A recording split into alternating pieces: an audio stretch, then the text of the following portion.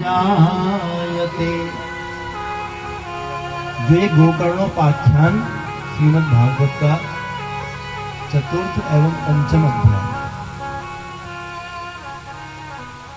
शास्त्र कहते हैं अगर किसी को अपने पितरों को संतुष्टि देनी हो, मुक्ति देनी हो या नरक से छुटकारा दिलाना हो तो श्राद्ध पक्ष में या अमावस्या में कोई विशेष तिथि में इसका एक एक पाठ कर ले या करवा ले। इससे जो हमारे पितृलोक में पितृ हैं उनको बड़ी सांत्वना प्राप्त होती है। संतादियों ने कहा एक समय की बात है, तुंगभद्रा नदी के किनारे एक उत्तम नगर था।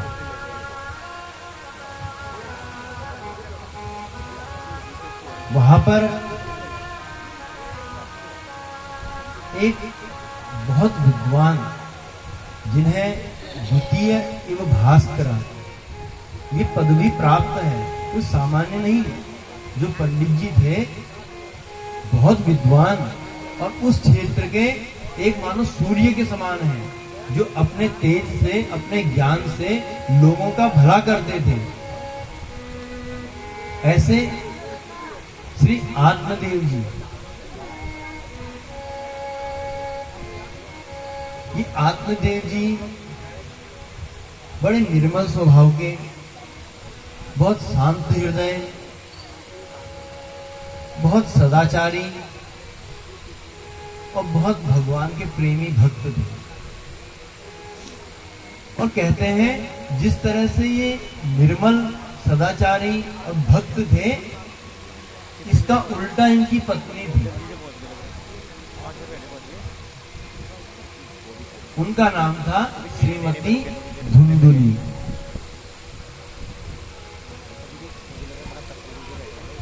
पंडित जी जितने पापात्मा थे, पुण्यात्मा थे, इनकी धर्मपत्नी उतनी ही पापात्मा थी। जैसे बताया गया कि मन में कुछ और सामने कुछ। लोकवार्ता रता क्रूरा प्रायसो बहुजल्पिका शूराच ग्रहकृत्येषु कृपणा कलह प्रिया। बोले कोई काम नहीं उनका, घर गंदा पड़ा है तो पड़ा है। यदि घर में जल नहीं है तो फिर नहीं है। क्यों? क्योंकि अपने घर को छोड़कर इधर उधर दूसरों के घर में जाकर समय बर्बाद करना उनका मुख्य ध्येय ही था कि अपने घर में तो रहना नहीं, अपने घर में साफ सफाई कर लें। अगर कुछ पतिदेव बाहर गए हैं तो वहां कुछ कार्य ही ऐसा कर दें जिससे हमारे पतिदेव आए और संतुष्ट हो जाएं। पंडित जी को सिर्फ एक ही कष्ट यही था कि हमारी धर्म पत्नी थोड़ा सही मार्ग में आ जाए तो ये जीवन धन्य हो जाए। जब पत्नी के कर्मों को देखा तो पत्नी के कर्मों को देख के उन्होंने सोचा भैया ये अब नहीं बदलने वाली। जो अब तक ना बदली वो अब क्या बदलेगी। और ऐसी कि कलह प्रिया, दूसरों के घर में चलो चले तो गई, सामान्य बात कर ली, हालचाल पूछ लिया तो चलता, लेकिन ये दूसरों के घरों में जाकर आपस में लड़वा दे, पति पत्नी में झगड़ा करवा दे, पति पत्नी में ना करवाए तो आस पड़ोस में किसी की वार्ता ना होने दे, इतना पापमय कर दे कि सभी लोग इनसे परेशान हैं। अब देखिए, जो दूसरे के लिए बुरा करता है उसके लिए अच्छा हो ऐसा हो नहीं सकता। तो उसी का इनको कर्मों का फल मिल रहा है कि आत्मदेव ब्राह्मण और जो धुंधुली है, इनके घर में संतान नहीं है। पंडित जी ने जैसे तैसे अपने जीवन को बिताया, कहा चलो कोई नहीं, अब जैसी है रहना तो पड़ेगा ही, क्या करें। समय बीतता गया और जब संतान नहीं थी तो सभी लोग घर में आते थे और सभी लोग उलाहना देते कि भैया आपके बच्चे तो है ही नहीं, आपके बच्चे तो है ही नहीं, आपके बच्चे तो है ही नहीं। अरे कुछ धर्म कार्य कर लो, क्या पता भगवान की कृपा हो जाए। तो आत्मदेव कहते हैं कि मैंने धार्मिक कार्य भी कराए, लेकिन अब मेरे कर्म तो पता नहीं कैसे हैं, लेकिन हो सकता है मेरी पत्नी के इतने कुकर्म हैं कि क्या पता भगवान कृपा करने में संकोच कर रहे हों। तो विचार आया ये जीवन व्यर्थ है,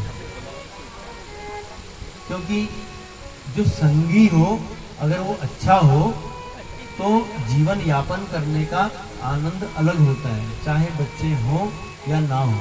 लेकिन जो हमारे साथ का व्यक्ति है वो हमारे साथ सही से चले तो जो जीवन रूपी गाड़ी है वो बहुत अच्छी चलती है। लेकिन यहाँ तो बच्चे भी नहीं और धर्म पत्नी भी एकदम कुमारगामी, तो ये जीवन जीने से अच्छा मर जाना है। आत्मदेव ऐसा विचार करके नदी के किनारे एक जंगल था, वहां जाकर बैठे, सोचा थोड़ी देर भगवान का नाम लेता हूँ, उसके बाद या तो सिर पटक कर इस नदी के किनारे मर जाऊंगा या इस नदी में डूबकर आज अपने आप का देहांत कर दूंगा, मुझे इस सृष्टि में नहीं रहना। जब भगवान का नाम ले रहे थे, क्योंकि खिन्न मन था, तो चेहरे का जो हाव भाव था वो एकदम उतरा हुआ था। एक संत वहां से गुजर रहे थे। ओम नमो भगवते वासुदेवाय, ओम नमो भगवते वासुदेवाय। भगवान का नाम लेते हुए उस मार्ग से जा रहे थे कि आत्मदेव जी ने संत को देख लिया, और जैसे आत्मदेव जी ने देखा वहां से संत महात्मा जी ने भी आत्मदेव जी को देख लिया। संत के मन में आया कि ये बालक परेशान लग रहा है, क्योंकि संत तो होते ही निर्मल है ना। संत हृदय नवनीत समाना, नवनीत समाना, नवनीत समाना,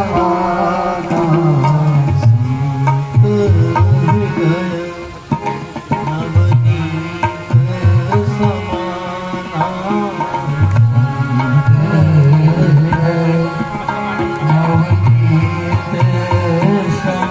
क्या कह रहे हैं? संतों का जो हृदय है वो एकदम माखन के समान है। जिस तरह मक्खन होता है अग्नि के सामने, अग्नि के समीप आने पर स्वतः गलने लग जाता है। आग में रखने का कोई प्रयोजन नहीं है, अगर आप उसके समीप भी ले जाते हैं तो मक्खन अपने आप गलने लग जाता है। इसी प्रकार संत हैं। संत अपने हृदय से कभी नहीं परेशान होते।